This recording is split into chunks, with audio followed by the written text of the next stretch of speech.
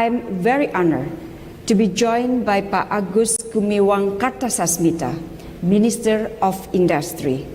Shortly, Minister Kartasasmita will elaborate more on efforts to develop the national industry to support economic recovery post-COVID-19. And after that, Professor Wiku Adhisasmita will also convey some updates.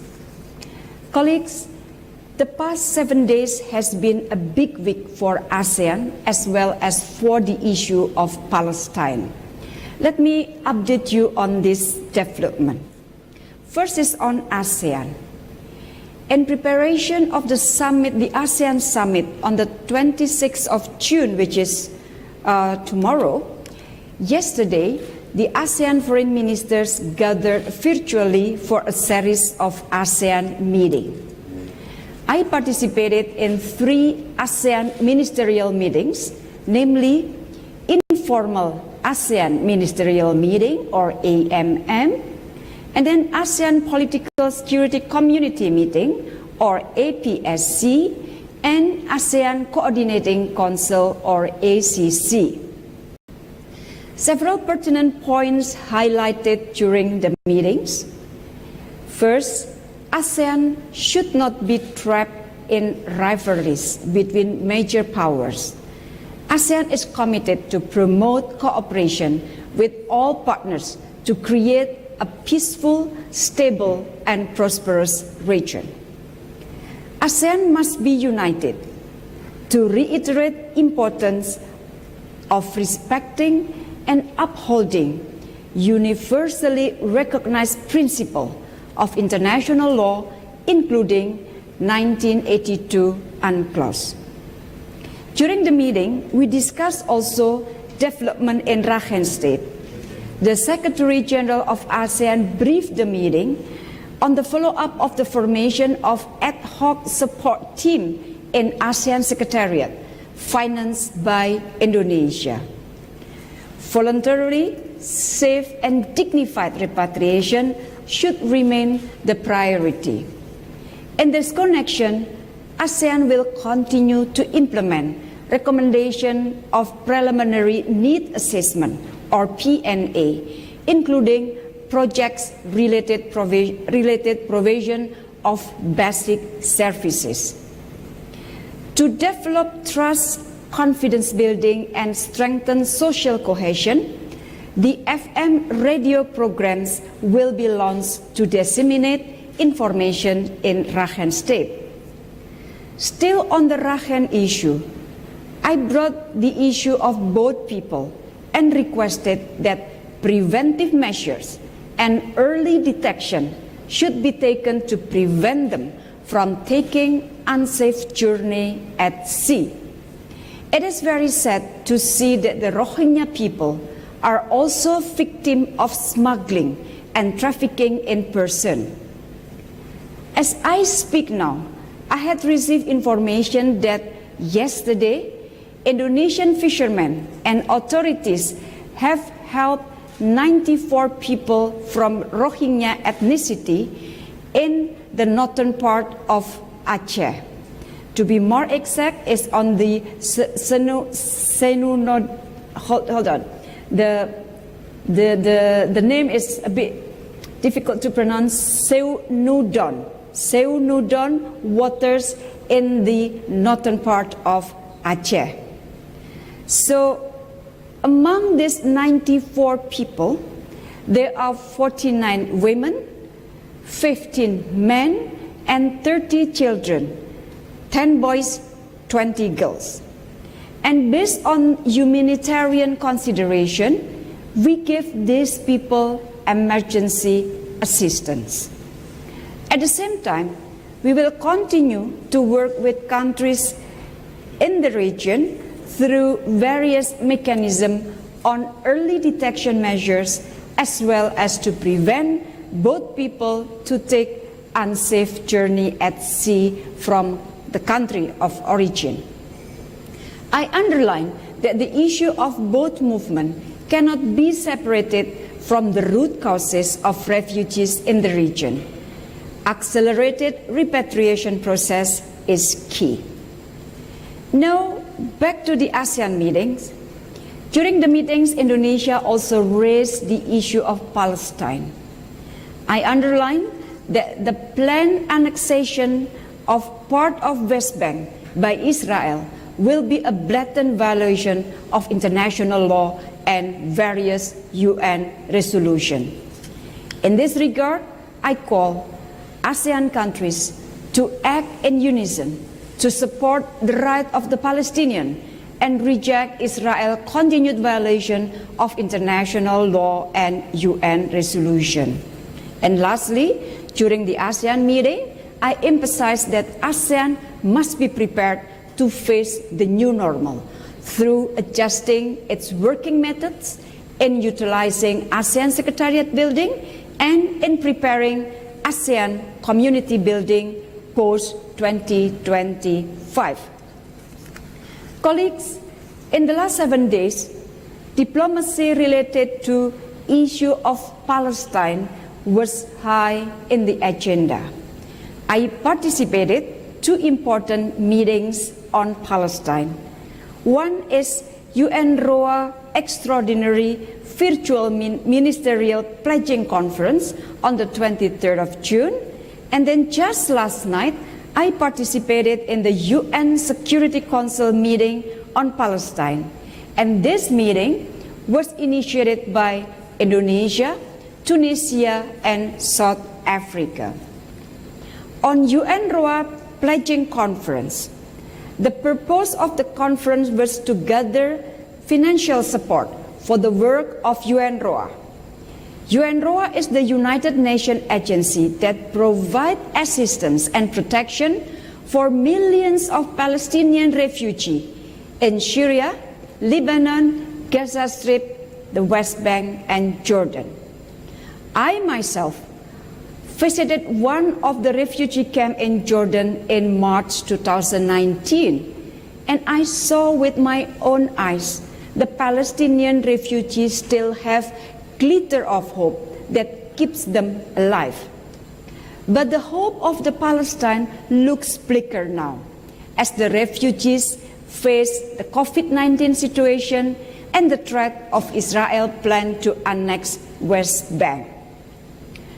To add, UNRWA is now confronted by financial challenges. With the current funding shortfall of $800 million, UNRWA will not be able to provide 5.5 million Palestinian refugees with most needed humanitarian assistance. Therefore, amidst all difficulties that all countries are facing right now, including Indonesia, we still have heart and commitment to the Palestinian people. During the meeting, I underlined, supporting UNRWA means supporting Palestine. Therefore, Indonesia has pledged to increase its financial contribution for UNRWA. On top of that, Indonesia is also committed to render financial support for Palestine through the government of the Palestine and ICRC, and continue its technical and humanitarian cooperation with the people of Palestine. So that is about the UNRWA Pledging Conference. Now let me now brief you about the UN Security Council meeting virtually on the Middle East process, including the Palestinian question that took place last night. Colleagues, I started my intervention during the meeting by saying, for far too long, the Palestinian people have suffered injustice, grave violation of human rights, and deteriorating humanitarian situation. With the looming threat of annexation, the future of Palestine is at stake. During the meeting, I also raised 3 points on clear dangers of Israel's formal annexation. First, formal annexation constitutes a clear violation of international law. Allowing Israel annexation means setting a dangerous precedent that occupying the land of others by way of annexation is lawful under international law. I address the need to jointly and strongly object in all international fora that annexation is illegal. Second, formal annexation is an open challenge to the Security Council. Credibility and legitimacy of the Council rests on whether they will act against the official declaration of annexation. Third, formal annexation will destroy all prospect of peace, including the two-state solution. This is high time to embark a credible multilateral peace process based on internationally agreed parameters and to support UN ROA to address humanitarian needs in Palestine. Colleagues, on Monday, 22nd of June, I also received a phone call from the Foreign Minister of Saudi Arabia, who officially informed me on the decision of the government of Saudi Arabia regarding the Hajj pilgrimage. I appreciated very much the call and fully understood the decision taken by the government of Saudi Arabia. And just yesterday, I congratulated the new Foreign Minister of Timor-Leste, Her Excellency Adalgiza Magno. I look forward to working with her to strengthen bilateral relations with Timor-Leste. And I also reaffirm Indonesia's support toward Timor-Leste application for membership in ASEAN. My last point is the status of Indonesia returnees per yesterday, 24th June. In 3 months' time, started from the 18th of March until 24 June, more than 117,852 Indonesians have returned home. This is an additional of 3,265 people in a week, or 2.8% increase. 84,718 Indonesians have returned from Malaysia so far. So we are seeing an increase of 2% from last week. 24,542 Indonesian crews have returned from 32 countries and arriving Indonesia through 5 entry points in Jakarta and Bali. And this is an additional of 1,245 people compared to last week, or 5.3% increase. Furthermore, 8,592, I repeat, 8,592 Indonesians have returned home via self-repatriation from 51 countries, which shows an increase of 4.1% this week, an additional 337 people. This number also covers 7 Indonesians returning from South Korea and 1 Indonesian from Jordan yesterday. The Ministry of Foreign Affairs of Indonesia continues to extend assistance to Indonesians abroad in need.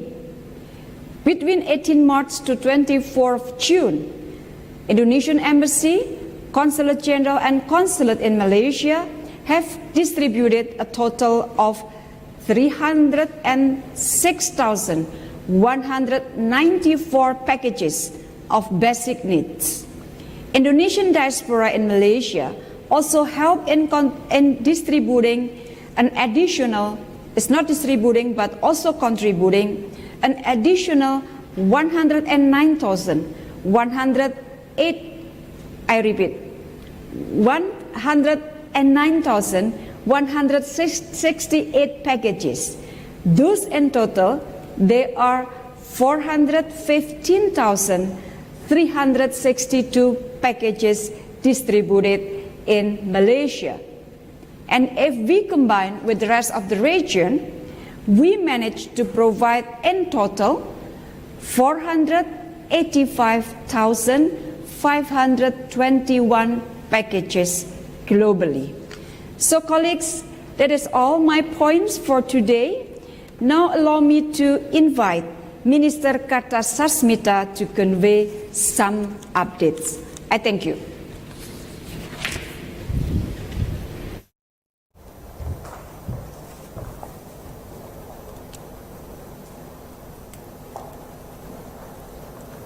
Good afternoon, everyone, especially members of the international press. Thank you, Minister Retno, for initiating this virtual press briefing and for allowing me to share Indonesia's industrial policies in response to the COVID-19 outbreak. It has been a tough few months for all of us, and challenges we face now are at an extreme high. As Indonesia is now starting to reopen for commerce and businesses, allow me to provide the latest information on several key issues pertaining to Indonesia's industrial sector. Despite many challenges faced by manufacturing sector, industrial sectors remains to be the largest contributor to the GDP, which amounted around 90%, although the utilization of industry has experienced a downturn from 75% prior COVID to currently 40%. Although we may see a lower growth at the first half of this year, we are adamant that with the policies we have and continue to put in place, our economy will gradually begin to rebound by third quarter this year. The government has been applauded by significant and progressive industrial policies in the face of this pandemic. The most important policy issue has been the issuance of set of policy that have allowed factories and manufacturing facilities to safely operate during the PSBB or large-scale social restriction. Both domestic and foreign industrial companies, in matter of few hours, have been able to obtain industrial operational and mobility permits, which allow them to continue operations. To date, we have issued about 18,000 of such permits that we believe represents a total workforce of 5 million people. In parallel, the government provided various lucrative fiscal and non-fiscal policies for both manufacturing industries and potential new investors. Fiscal stimulus for affected industries included relaxation for import tax, income tax, value-added tax restitution, and income tax allowance for individual enterprise. In addition, the government is also offering a super deductible tax up to 300% of companies undertaking R&D and up to 200% for those providing vocational development. Ladies and gentlemen, members of international press, fully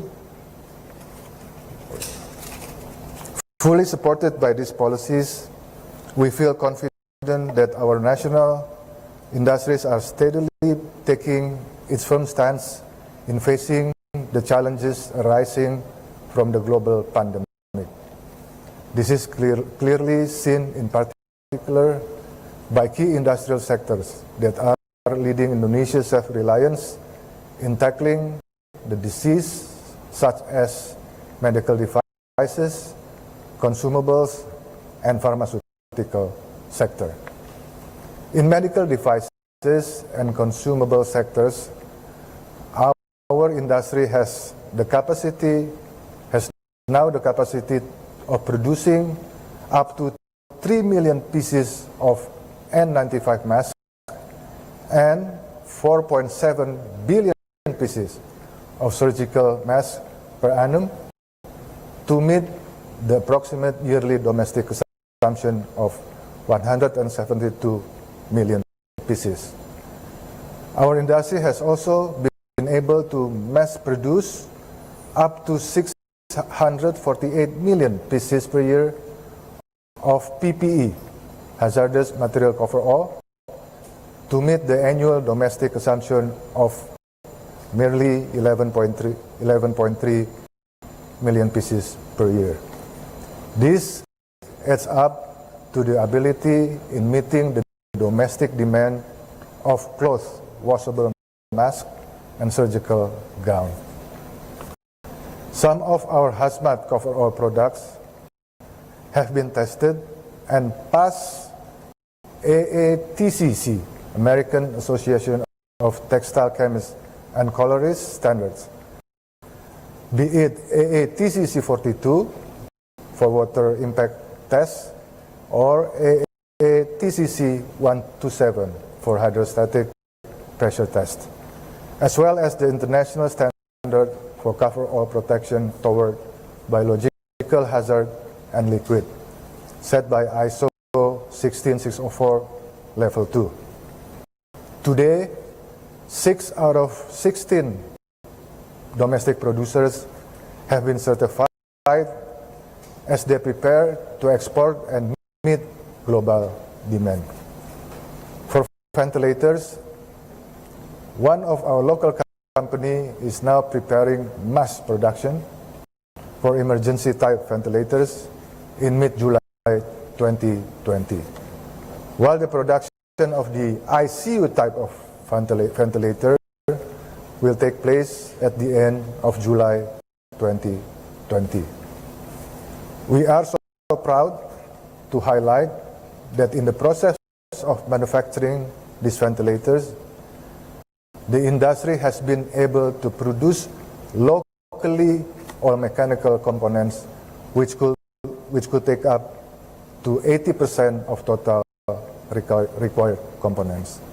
I am also proud to say that these numbers, show that our national industry is not only capable of meeting local consumption, but also capable to meet global demand. Ladies and gentlemen, members of international press, our pharmaceutical industry, which consists of more than 220 companies, which 90% of them are still focusing on downstream sector, such as drug formulation. On the other hand, the upstream industry gap is forcing Indonesia to spend approximately $712 million per year to source raw material from abroad. To curb its dependence on imports, we are collaborating with key stakeholders to formulate policy and regulation in establishing conducive industrial ecosystem that allows Indonesia to be self-reliant. Furthermore, stepping into the new normal COVID-19 phase, we are aiming to achieve 35% of import substitution by the end of 2020. In order for this to happen, we are in the process of drafting policies that I am certain will attract both foreign and domestic investors to invest in import substituted goods production, as well as boosting the use of locally produced raw materials and intermediate goods. We will continue to improve the quality of industrial-related policies for sustainable industrial growth and supporting investment in Indonesia, both domestic and foreign. As one of the world investment destination, Indonesia is closing in to become ASEAN's production base for the global producers and rise as a major player in the global value chain. I think that's all I can say for right now.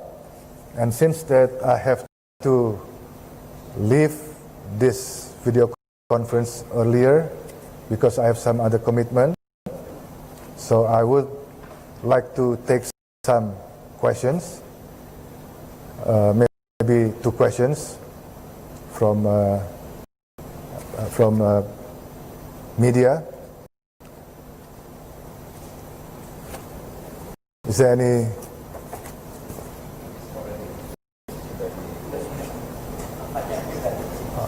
Okay. So, currently, we are in discussion with various investors, and we are trying our best to cater all of their needs. Our main concern now is to ensure that industrial estate and facilities have long-term infrastructure that includes energy supply and logistical access. To ensure that, one of many options is to readjust plans and to readjust development from Brebes to Batang. Batang is, for me, a better location. It has more facilities in place and good proximity to international airport. Indonesia also has developed 114 industrial estates throughout Indonesia, which already equipped with access as well as facilities. And this could be a good option as well for investors. Next question.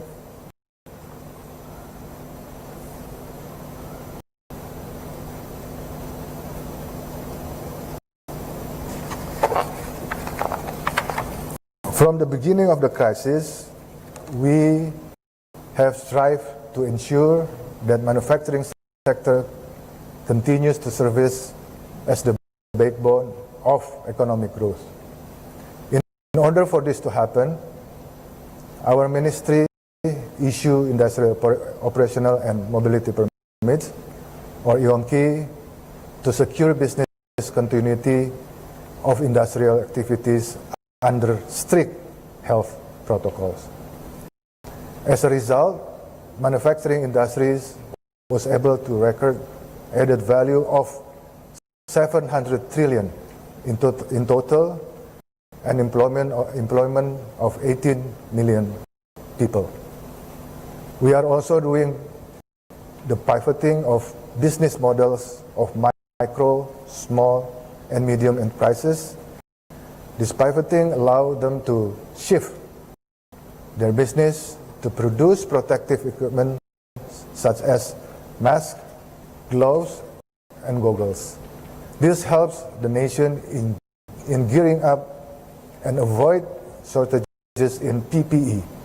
And just last week, we are now able to assist in providing the global demand of such equipment. From a sales side perspective, both producers and retailers are also moving from offline to online platforms. This itself is a blessing in disguise to boost our short and medium long-term plans in developing Indonesia's Industry 4.0 plans. Our challenge, of course, as what is happening in other countries, we have seen a significant decrease in domestic demand, especially for non-primary products. However, we are optimistic to expect a rebound by third quarter this year. Our ministry and other government institutions are working very hard with producers distributors, and also retailers to attract public consumption of goods and services.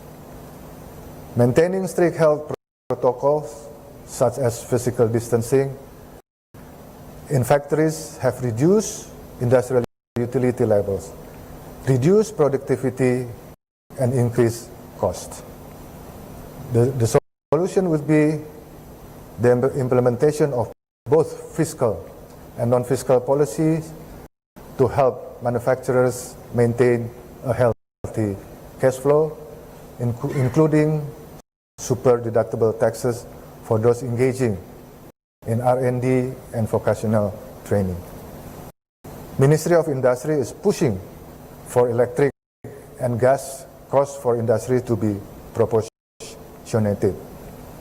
Our ministry is also pushing for flexibility in financing or refinancing for manufacturing industries. We are also establishing import substitution policy, as well as incentive for SMEs and labor income tax borne by the government. Opening of new industrial estates with huge and flexible incentives will be also our priority. Thank you so much.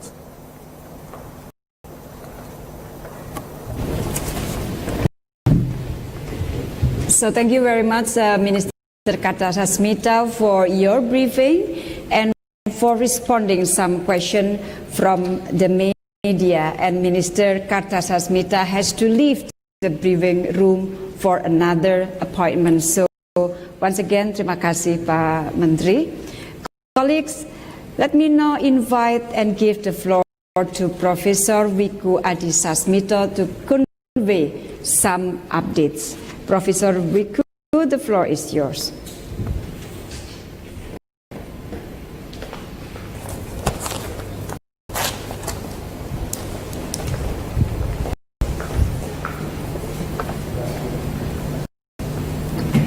Her Excellency Minister for Foreign Affairs, Ibu Retno Marsudi, Minister of Industry, Bapak Agus Gumiwang Kartasasmita, my esteemed foreign correspondents and journalists. For more than 3 months, we have been battling against coronavirus pandemic. Even though this is a tough task to do, we could see lots of positivity spark amongst us. We could see the tendency of collective collaboration or gotong royong. More than 30,000 volunteers are working with us to assist health workers alongside with other donation and charity movement amid the crisis. There are more than 1,600 reference hospitals prepared across Indonesia. More than 200 laboratories are affiliated in our systems, carrying more than 20,000 samples testing every day. Indonesia honors every single individual involved, directly or indirectly. This shows how much we could accomplish as a nation, and that we always could break boundaries we thought existed. Another big news we should be proud of is that Indonesia, home to one of the biggest textile industries, is able to produce its own coverall gown, a very crucial protective gear for health workers, especially in isolation rooms designated for COVID-19 patients. These coverall gowns have been produced under several corporations, and we entitled the union as INA United. All of them have gained international standardized certification for level 3 protection, which is maximum, which means that they are eligible to be used in operating in isolation rooms. We are very proud and hope that they could be widely distributed and utilized by health facilities across Indonesia. COVID-19 has become a global issue, infecting nearly million people and causing almost 500,000 deaths. According to the statistics from the WHO, with the last update on the 23rd June 2020, American continent got the worst impact of this pandemic, as half of the global COVID-19 confirmed cases came from this continent. Southeast Asia is the region with the fourth largest number of confirmed cases after Europe and Eastern Mediterranean. Among the death cases, there are hundreds of even more of healthcare workers who lost their lives during the battle against this deadly coronavirus. PPE shortage and insufficient quality are some of serious global issues that claim a number of healthcare workers' deaths. Moreover, the WHO has published their insight that the coronavirus may never go away. Surely, the issue of the PPE shortage and insufficient quality need to be fixed to prevent more death of our heroes in this long time battle. Indonesia, as the fourth populous country, has a potential strength to tackle this issue. Indonesia has a company that is the top 10 largest polyester manufacturers in the world in 2019. To add, Indonesia is ranked 6th in the largest textile producing countries in the world in 2020. With these known records, Indonesia can produce a huge number of PPE, which majorly require polyester fabrics. We do realize the great potential of our beloved nation, thus we made the first coordination involving multi-sectoral parties, including WHO representative for Indonesia. We found that Indonesia has an alternative material to enable us to make a huge amount of PPE. In months, we have been able to do a large-scale production of internationally standardized PPE coveralls using this abundant material. As you can see, these are some examples of the PPE coveralls we made. The coverall produced by domestic textile industries turned out to be made of the better fabric, more durable, and more cost-effective compared to those that we have been using, those that they are imported. Indonesia is hopefully able to fulfill the need of the PPE coverall independently. Moreover, we encourage this potential to soar far and contribute to supply the high global demand of the PPE coveralls. Our trade policy should be in line to fulfill global needs amid the pandemics, hence enabling us to boost export for PPE products after the nation needs are met. In such a crisis, humanity is above everything else. We should always look up to opportunities where Indonesia could contribute more for the world, and this is a token to humanity. Once again, we would like to refer to all individuals and elements involved, including the Ministry of Foreign Affairs, Ministry of Industry, also Ministry of Health, and the Ministry of Trade that have helped us tremendously during the efforts in formulation and development of INA United. Now I will answer questions from the media. Question from Nikkei Morocco News Agency. Many local governments demand for the COVID-19 test not to be expanded for preventing the rise of positive cases. How will you persuade them that it's important for tracing as much as case for better prevention for spread? which region in Indonesia has recorded better management of the epidemic and why. We at the National Task Force always ensure the regions to always increase testing capacity. Increasing the testing capacity and making positivity rate below 5% are public health indicators that we are used to identify risk zones. As far as we know, there are some areas in Indonesia that have a better pandemic management response and can be reflected in how much they have a green zone and also have much tracking and testing they do to control the pandemic. We see some rejection from people, and we think that is caused by pervasive fear. As the government, we should always educate our citizens, including local authorities, and approach them persuasively to tackle the emerging panic. Public communication is very important. It is our responsibility to always educate people, to give them understanding that screening is imperative, especially for the contact tracing. Tracing is compulsory in outbreak mitigation.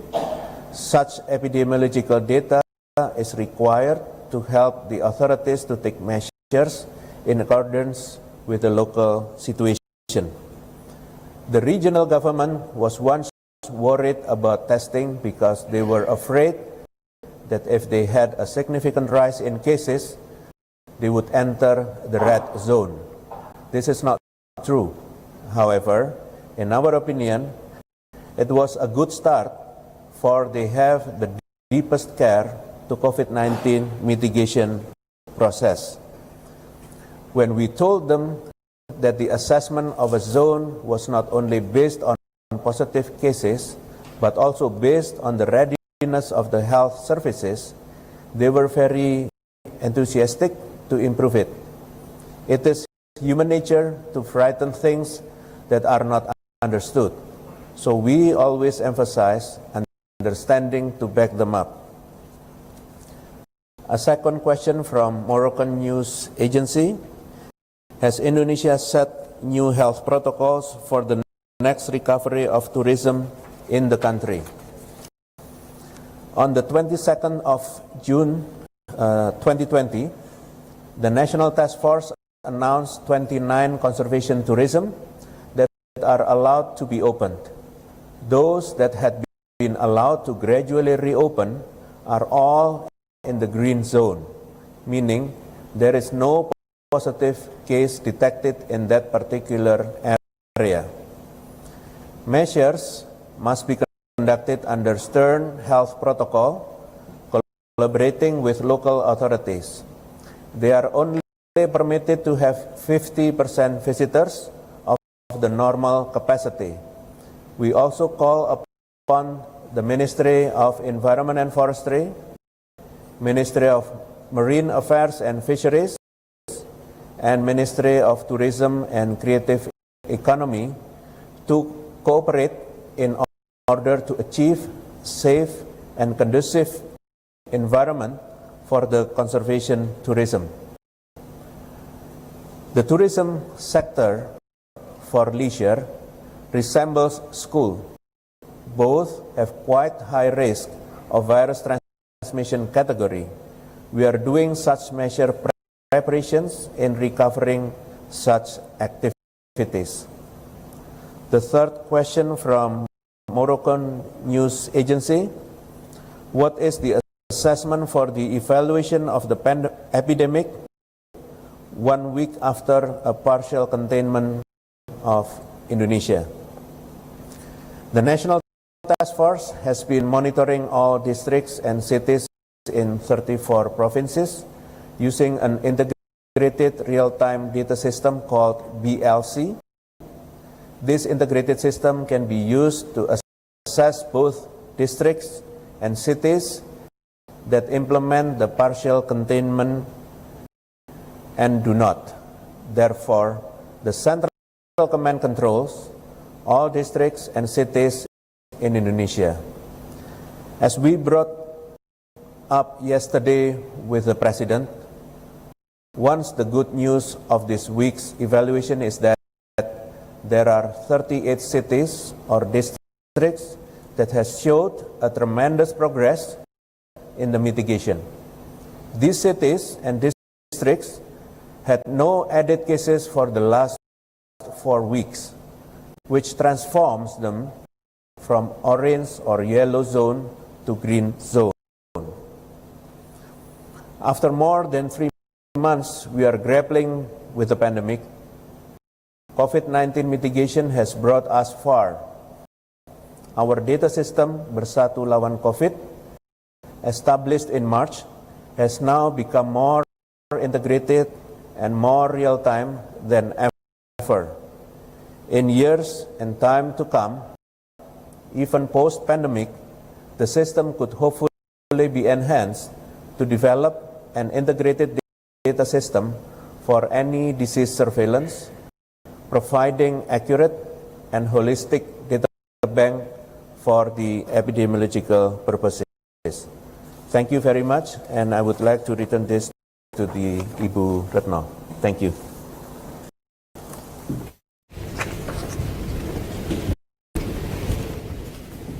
Well, thank you very much, Professor Wiku, for updating us, including on the capacity of the medical equipment, especially on the PPEs under the INA United.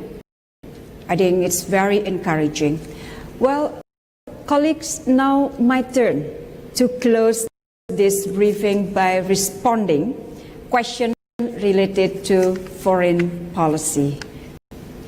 On the question, first is on the question by Nikkei, NHK, Voice of Vietnam, regarding what are your expectations, the expectation of Indonesia and hope of Indonesia about the upcoming ASEAN Summit. Colleagues, the ASEAN Summit will be an opportunity for the ASEAN leaders to further consolidate and coordinate effort to mitigate COVID-19 and its impact, focus effort on economic recovery, as well as to address recent developments in the region. For Indonesia, this summit will be an important opportunity to address two essential things.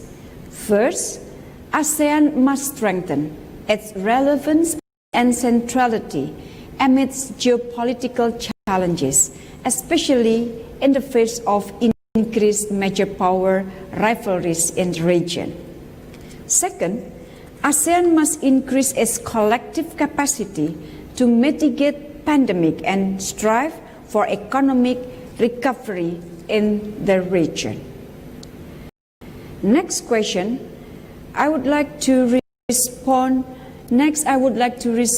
to the Voice of Vietnam on views regarding Vietnam's preparation to host the ASEAN Summit.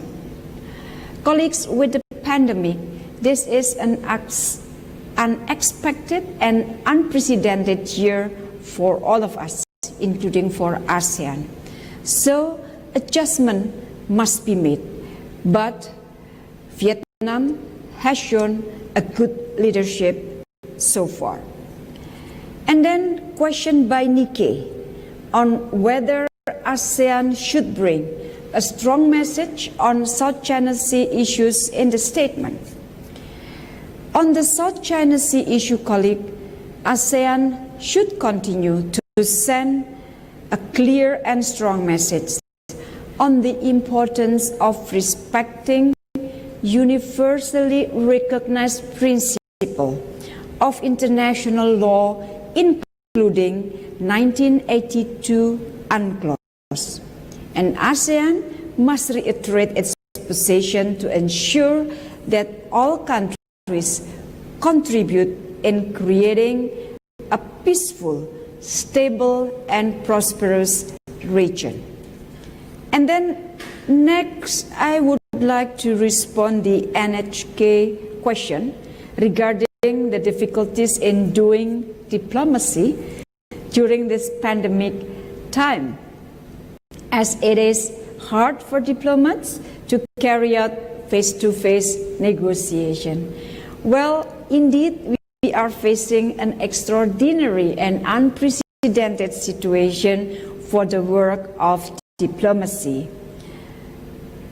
Again, adjustment is needed, but I'm sure that face-to-face negotiation and meetings remains important in diplomacy.